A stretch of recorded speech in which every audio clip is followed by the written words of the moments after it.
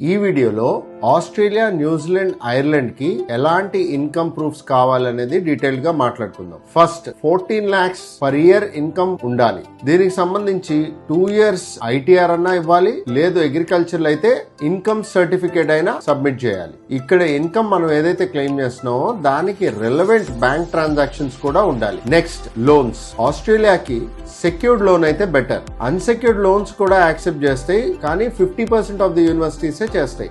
అదే న్యూజిలాండ్ అయితే only secured లోన్సే accept చేస్తుంది. ఐర్లాండ్ సెక్యూర్డ్ అండ్ అన్సెక్యూర్డ్ రెండు యాక్సెప్ట్ చేస్తుంది. Next important point is savings. Minimum 10 lakhs of savings ఉండాలి. 6 months కంటే ఓల్డ్ ఫండ్స్ అయితే బెటర్. ఒకవేళ లెస్ దాన్ 6 months అయితే ఆ మనీ ఎలా వచ్చింది అనే దానికి ప్రూఫ్స్ సబ్మిట్ చేయాలి. వీటి గురించి ఇంకా డీటెయిల్డ్ ఇన్ఫర్మేషన్ కావాలి అంటే ప్లీజ్ కాంటాక్ట్ us.